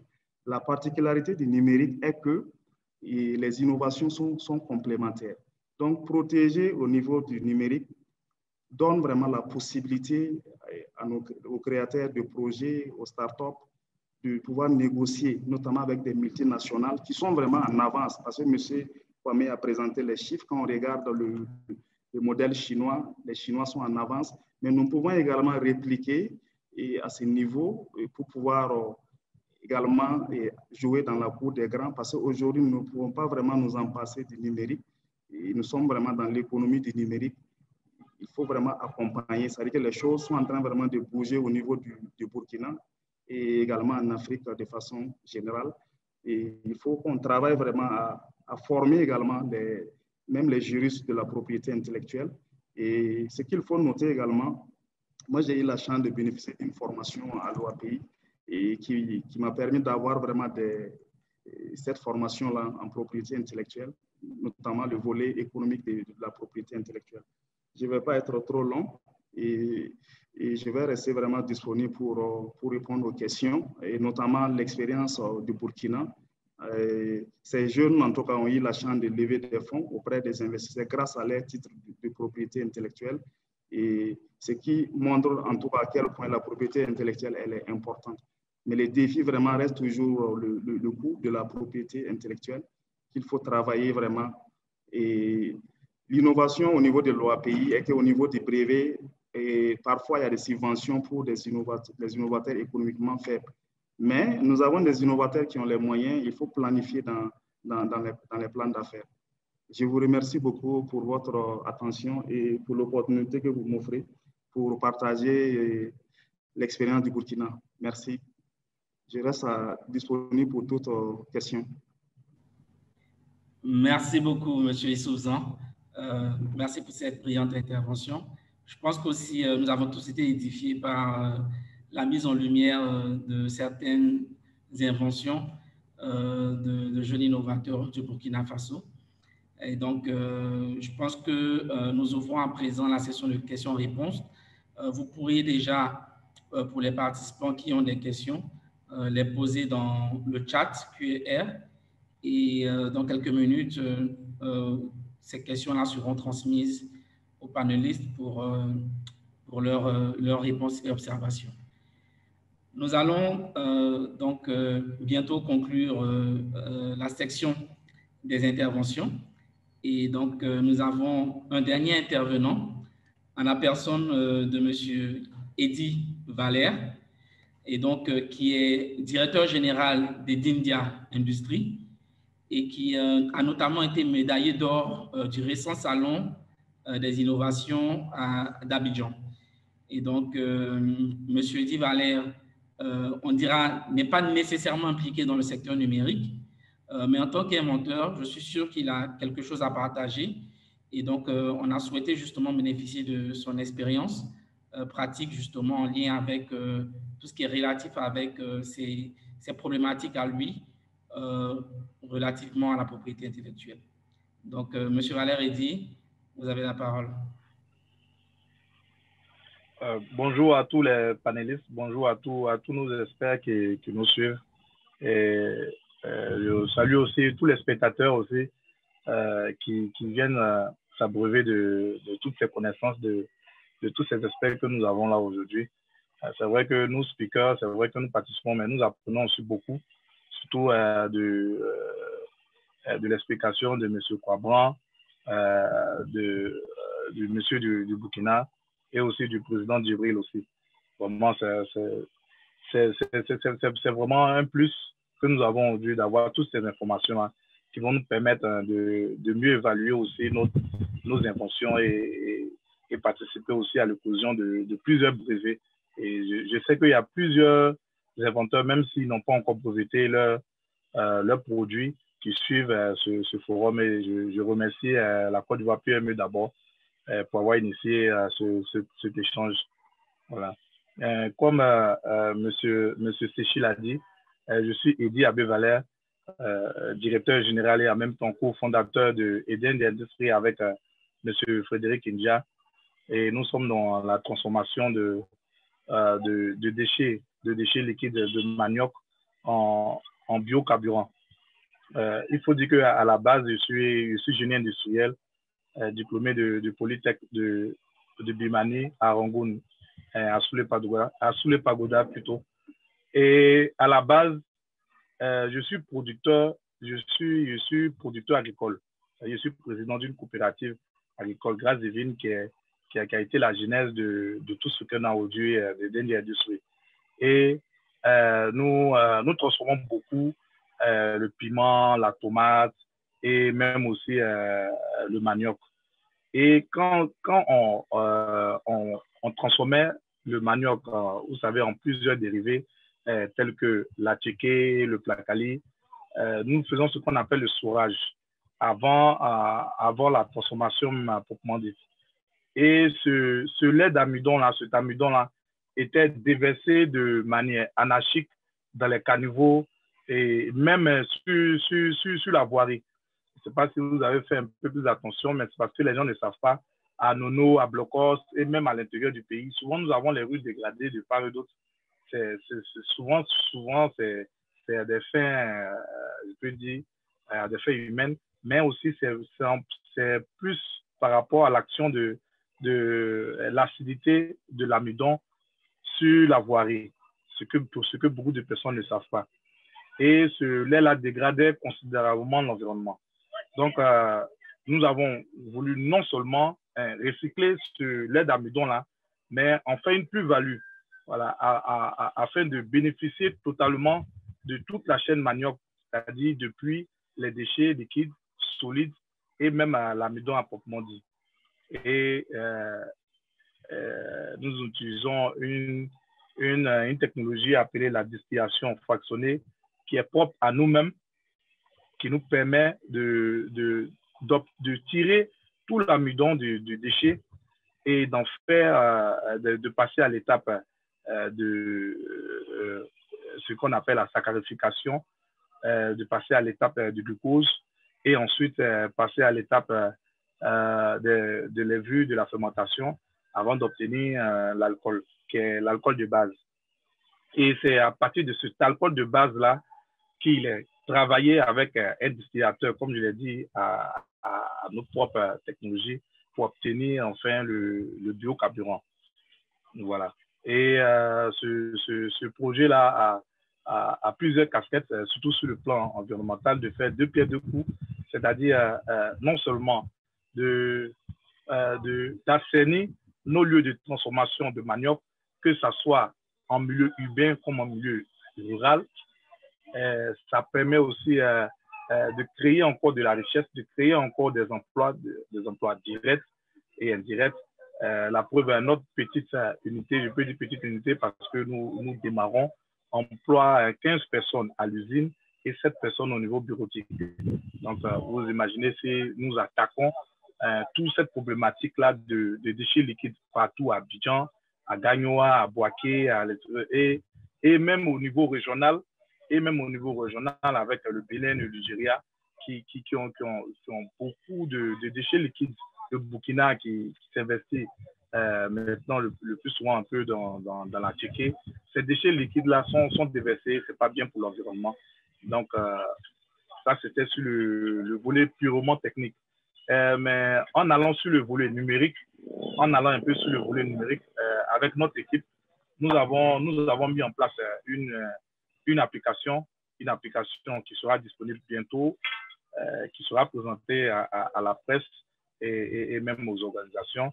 C'est une plateforme qui va servir à répertorier toutes les grandes coopératives productrices d'Atchéké, voilà, afin qu'elles puissent participer à ce projet commun-là pour non seulement créer encore de la richesse sur le volet manioc, de revaloriser la filière manioc. Voilà. Nous n'avons pas assez de temps, vu le timing. Côté propriété intellectuelle, la technologie est brevetée à l'OIP sur le numéro de dépôt CI 1 2021-005. Et ce brevet-là nous a permis au salon de l'UNOVA tout récemment de remporter le prix de l'OIP. Et vraiment, ça a été un soulagement de savoir que l'OIP bataille beaucoup dans la création d'emplois, dans la création d'industries et de même favoriser à breveter nos produits. Parce que nous avons bénéficié d'une subvention qui était avant impossible. Donc, ça prouve un peu les efforts de l'OIP en faveur du développement en Côte d'Ivoire. Voilà, donc c'est ce que j'avais à dire. Et en dernière position aussi, par rapport à la conception de protection de notre technologie, moi, j'utilise un peu une combinaison un peu fractionnée en 3 étapes. Comme l'autre l'a si bien dit par rapport au téléphone, nous avons un endroit déjà où nous stockons déjà les déchets liquides. Voilà, un endroit où nous commençons à travailler tout ce qui est richesse obtenue à partir des déchets liquides et un endroit pour la finalisation avec la distillation. Voilà, ça permet un peu de limiter un peu les dégâts, mais avec l'aide de tous ces experts que nous avons aujourd'hui, j'ose croire que je puisse avoir encore de nouvelles techniques avant de mieux protéger notre technologie. Je vous remercie.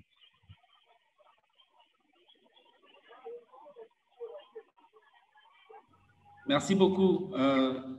Diabé, pour ce partage d'expérience. Donc, je pense qu'aussi, ça a été l'occasion d'avoir un peu le point de vue, justement, d'un innovateur qui, justement, arrive à créer, à inventer et de comprendre effectivement comment est-ce qu'une démarche de propriété intellectuelle a favorisé, justement, la création de votre entreprise et son dynamisme. Merci. Donc, un grand merci à nos intervenants et sans oublier de mentionner aussi que ce Meetup Tomorrow Fab, le 3e du genre, se fait avec la contribution de notre partenaire, la GIZ, qui est représentée par la coopération allemande. Nous allons maintenant passer à la section de questions-réponses.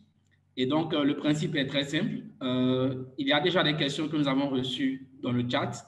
Donc, nous allons lire à haute voix ces questions et justement demander à un de nos panélistes de bien vouloir apporter, disons, sa réponse et sa contribution justement à cette question.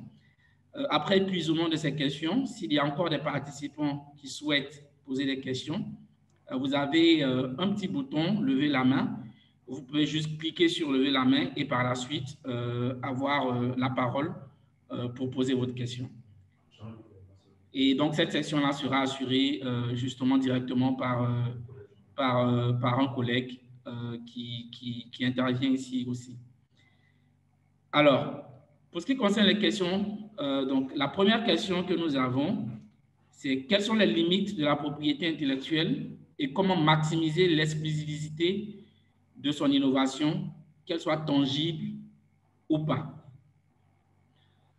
Et la deuxième question que nous avons, c'est en quoi les technologies de pointe, dont l'intelligence artificielle peut être le pilier d'une stratégie économique en Côte d'Ivoire. Est-ce qu'il faille protéger toutes ces innovations? Alors, messieurs les panélistes, est-ce qu'il y a quelqu'un qui voudrait bien se jeter à l'eau?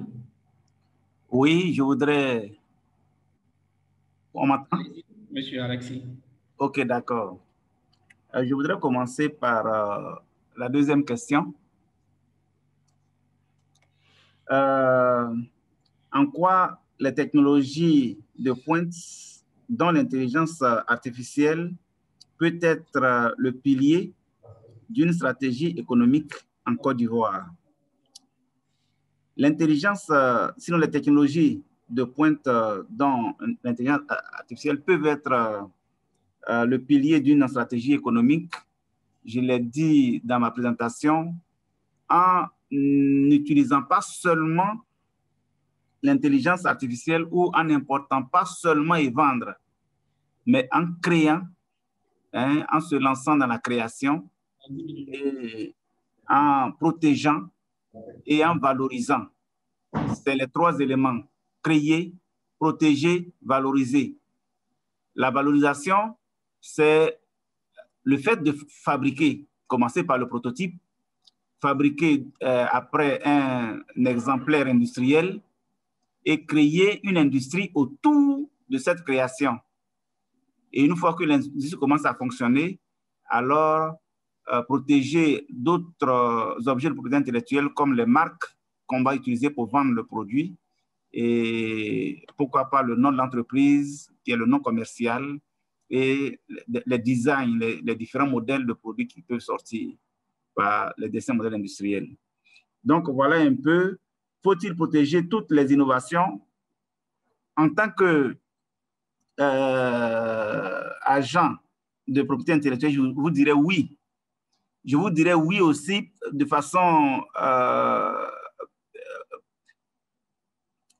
totalement engagée, parce que c'est vrai qu'on peut laisser une création être protégée par le secret d'affaires. Mais le secret d'affaires a ses limites.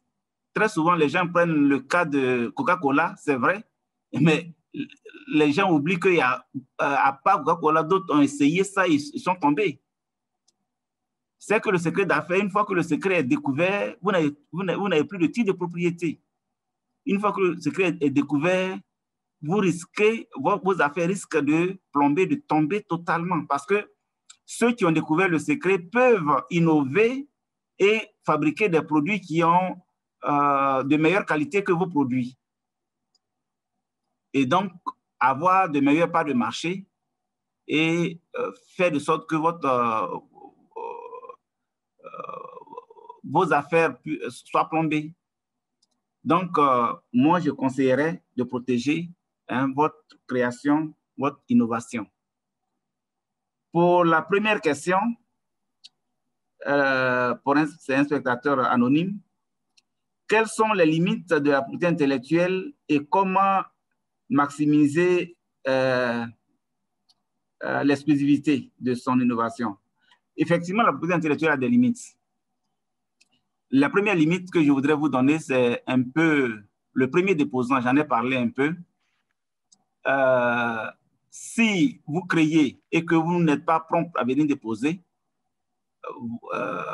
votre création peut vous échouer, quelqu'un d'autre peut vous l'arracher. Parce qu'au moment où vous réfléchissez à quelque chose, une autre personne réfléchit à la même chose ailleurs. Et quand on protège, on met en exergue la nouveauté. Mais la nouveauté s'entend de ce que la chose est nouvelle partout dans le monde entier. Vous ne pouvez pas dire que moi, je suis en Côte d'Ivoire et en Côte d'Ivoire, la chose n'existe pas, j'ai créé, donc je protège en Côte d'Ivoire. Quand vous venez nous voir, on regarde dans la base de données commune et mondiale. Et si d'aventure, quelqu'un d'autre l'a créée en Chine avant vous et l'a protégée avant vous, ou aux États-Unis avant vous, on ne peut pas vous donner de titre de propriété. L'autre limite, c'est la territorialité. C'est que si vous protégez en Côte d'Ivoire, c'est vrai que nous sommes dans un espace régional qui est l'OAPI, composé de 17 États, mais dans ces 17 États, il n'y a pas, par exemple, le Ghana. Et si vous protégez en Côte d'Ivoire, ce que vous avez protégé en Côte d'Ivoire n'est pas protégé au Ghana. Il faut donc, si vous voulez avoir un droit au Ghana sur votre création intellectuelle, il faut aller protéger au Ghana. Si vous voulez avoir un droit sur ce que vous avez créé en France, il faut aller protéger en France. C'est ça la territorialité. Mais il y a aussi la vente. Quand vous avez créé la chose, je suppose que vous avez créé un ordinateur, vous avez fabriqué des prototypes, et vous avez fabriqué des modèles industriels, et vous vendez un ordinateur. En principe, quand vous avez créé, c'est vous qui avez le monopole d'autoriser ou d'interdire. Mais ce que vous avez vendu, si vous vendez un ordinateur à quelqu'un, vous n'avez plus de droit sur ce que vous avez vendu à la personne. Il peut faire ce qu'il veut avec. Autre limite, ce que vous avez créé, quelqu'un d'autre, un chercheur ou un enseignant, peut l'utiliser pour enseigner dans une université ou dans une école. Bien sûr, la seule chose qu'il peut faire, c'est de vous citer. Il ne vous donne pas de l'argent pour ça. Ou quelqu'un d'autre peut faire une recherche sur ce que vous avez créé. À partir du moment où il ne commercialise pas, il peut faire une recherche pour trouver les failles et trouver encore une innovation par rapport à ce que vous avez créé. Et là aussi, vous ne pouvez pas le poursuivre. Donc, voici un peu certaines limites de la propriété intellectuelle. Peut-être que je n'ai pas cité tout, il peut en avoir beaucoup. Maintenant, comment est-ce qu'il faut maximiser l'exclusivité de son innovation? En fait, pour maximiser, quand vous, dans notre législation, par exemple, quand vous venez faire une demande, que ce soit les marques, que ce soit le brevet, on vous demande de faire une recherche d'antériorité. Parce qu'on peut vous donner un titre de propriété intellectuelle qui appartient, parce qu'on peut se tromper, on est des humains. On peut vous donner un titre de propriété intellectuelle qui appartient à quelqu'un d'autre. Ça veut dire quoi? Ça veut dire que vous dites que vous avez créé quelque chose, alors que dans nos bases de données, quand on a recherché, peut-être qu'on n'a pas vu ou on n'a pas fait attention, la chose a été protégée par quelqu'un d'autre. Et on vous donne le titre. Et quand on vous a donné le titre, vous pensez avoir un titre, mais quand vous allez vous mettre sur le marché, quelqu'un va venir vous brandir un autre titre pour dire que non, ça m'appartient. C'est pour cela qu'on demande aux gens, quand vous venez, il faudrait demander une recherche d'antériorité. C'est-à-dire qu'une fois que vous demandez la recherche d'antériorité, vous obligez à faire une recherche fine, de sorte qu'on puisse trouver vraiment tous ceux qui travaillent sur le sujet qui concerne votre invention, pour éviter que quand vous donnez un titre de propriété intellectuelle, que demain, quelqu'un d'autre ne vous combatte pas. Donc, si vous voulez avoir l'exclusivité, il faut faire une recherche d'antériorité. Voici un peu ce que je peux dire. Peut-être que les autres peuvent peut-être ajouter quelque chose. Je vous remercie.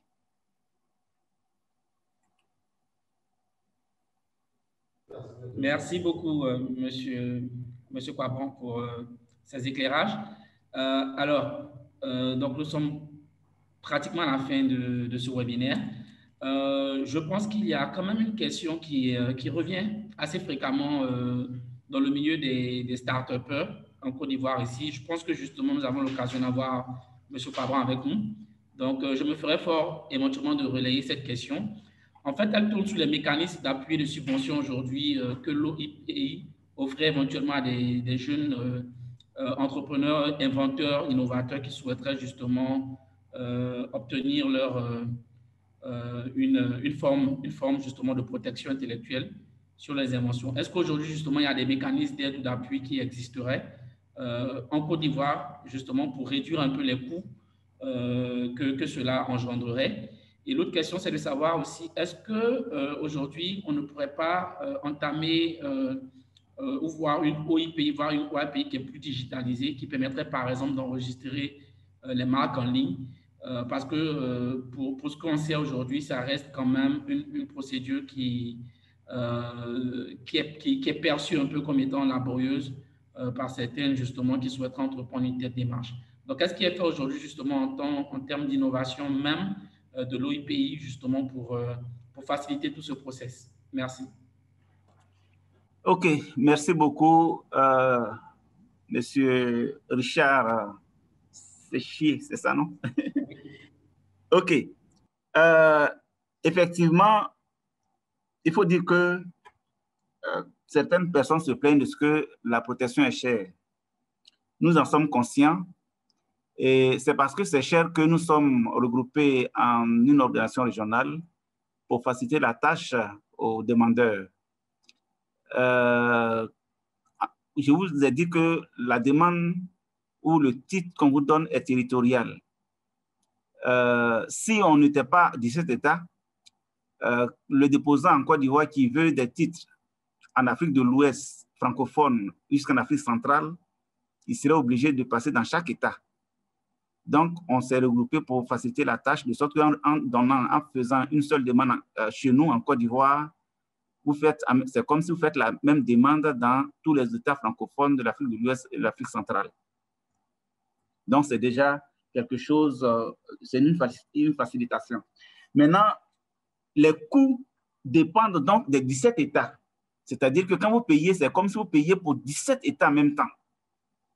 Et par exemple, pour les marques, on sait que les entrepreneurs, les entreprises très souvent n'ont pas le temps. Et quand ils n'ont pas le temps chaque année de venir nous voir, donc pour les marques, une fois que vous avez payé au dépôt, vous attendez 10 ans pour renouveler. Les dessins modèles industriels, vous attendez 5 ans pour renouveler. Les non-entreprises qu'on appelle non-commerciales, vous attendez 10 ans pour renouveler. Donc, quand vous payez une fois, c'est pour un certain nombre d'années que vous payez. Donc, quand on comptabilise tout ça, ça fait que quand vous payez une fois, ça paraît un peu cher. Et pour cela, pour motiver l'activité inventive, les États de l'OAPI donnent des subventions.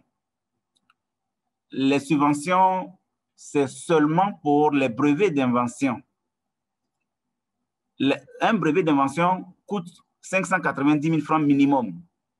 590 000 francs minimum. Et les États de l'espace OAPI se sont entendus donc pour donner une subvention de plus de 90% que l'État prend le jour du dépôt. Donc, au lieu de 590 000 francs, c'est plus de 90%, nous payons seulement 22 500. Si tel est que vous demandez en tant que personne physique, ou si tel est que vous êtes une personne économiquement faible. Maintenant, si vous êtes une entreprise, mais dans le domaine de la recherche scientifique et de l'enseignement, on peut vous accorder une subvention, mais là, c'est seulement de 50%. Maintenant, au niveau des noms d'entreprises, pour encourager les entreprises à s'installer, au lieu de, c'est aussi pratiquement une subvention de 90% parce qu'au lieu de près de 400 000 francs à payer comme les marques, on vous permet de payer 10 000 francs, si vous payez, 10 000 francs seulement pour faire la protection, le dépôt. Si vous faites la demande en tant que personne physique ou 20 000 francs si vous faites la demande en tant que personne morale. Il faut dire que comme le siège de l'organisation se trouve à Yaoundé, les envois doivent se faire par vous. C'est pour cela que très souvent, quand on vous dit 10 000 francs ou 20 000 francs quand vous venez, on va vous demander d'ajouter les frais d'envoi. Or, les frais d'envoi se font par courrier express, soit par DHL ou par... voilà. Donc, ça fait que, bon, ça augmente juste un peu. Donc, voilà un peu ce que je peux dire par rapport aux subventions. Maintenant, excusez-moi, au niveau des dessins modèles industriels aussi, quand vous déposez un dessin, ça fait 80 000 francs. Quand vous déposez un dessin, ça fait 80 000 francs. Et on vous permet de pouvoir déposer jusqu'à 99 modèles en même temps. Parce que si vous déposez un dessin, si vous avez 10 dessins ou 10 modèles de produits et que vous déposez 10 fois 80, ça fait déjà 800 000. mais on vous permet de déposer ça 99 modèles de produits en même temps et les protéger seulement à 115 000 francs. Donc, voici un peu les facilités que les États font pour aider les entrepreneurs et les déposants. Merci beaucoup.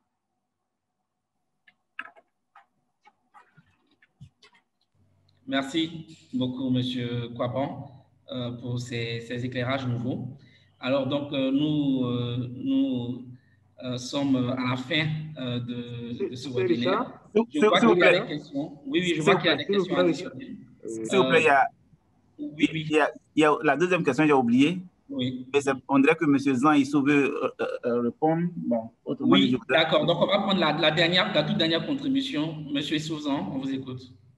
Ok, merci. C'était pour revenir un peu à comment maximiser vraiment l'exclusivité.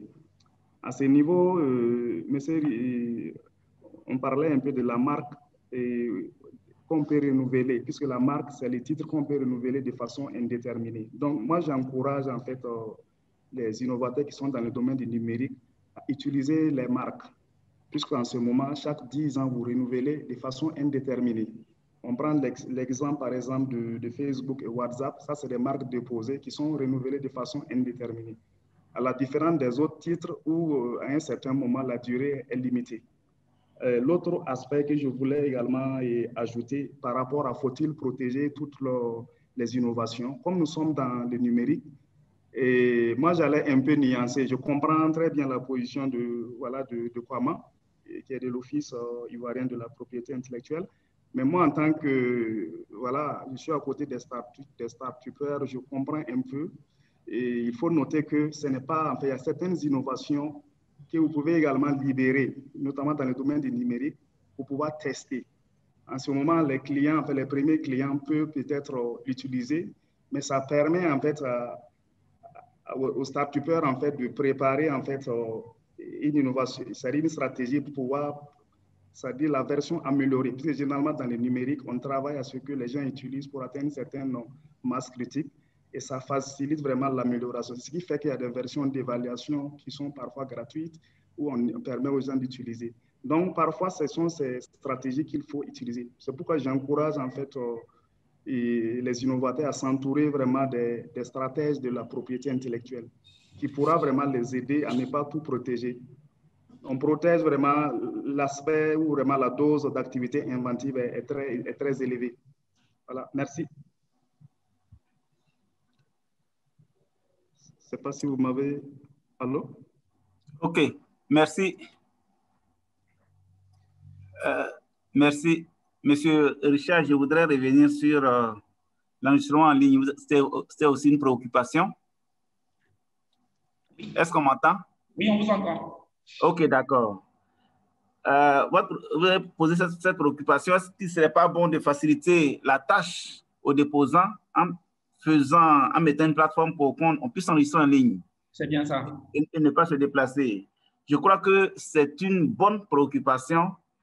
Et ça a été une préoccupation depuis de notre directeur général à l'OAPI, c'est un Ivoirien, c'était mon ancien patron. Et jusqu'à ce jour, c'est une préoccupation. Il travaille sur ce sujet au niveau de l'OAPI, de sorte que dans tous les États, on puisse faire des demandes en ligne. Et ça va se faire, je crois, bientôt, parce que, en tout cas, on travaille sur ça. Au niveau de la Côte d'Ivoire, c'est la même chose. Il avait initié la chose. Ici, on n'avait pas abouti. Et si vous allez même sur notre site, vous allez voir que tout est pratiquement à disposition pour ça, mais on n'a pas encore pu lancer. Donc, en Côte d'Ivoire aussi, on travaille sur ça. C'est pour vous dire que ça sera bientôt, lancement en ligne. Merci. Merci beaucoup. Alors, donc, nous sommes arrivés à terme de cet échange. Et donc, je vois qu'il y a d'autres questions dans le Q&A chat. Donc, je vais me faire fort de reprendre vos questions. Monsieur Boureman Bado, Annie. Donc, on reprendra vos questions. On va s'assurer que vous aurez les éléments de réponse. Par contre, nous devons conclure. Et donc, je voudrais céder la parole à Monsieur Yoda. Monsieur Yoda Mamadou, s'il est là justement pour son mot de fin. Merci.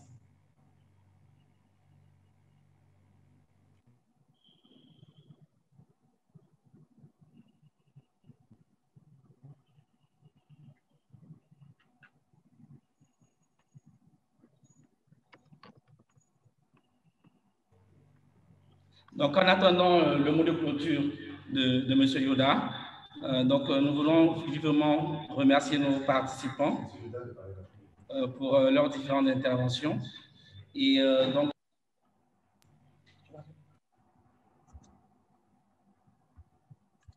d'accord, parfait.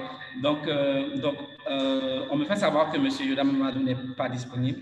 Donc, nous allons profiter juste pour vous dire merci pour votre présence à la fois pour les panélistes et les participants. Et nous espérons vous revoir très bientôt pour le 4e panel de haut niveau des Meetup Tomorrow Fab. Merci beaucoup et une excellente journée chez vous. Agence Côte d'Ivoire PME, accompagner l'avenir.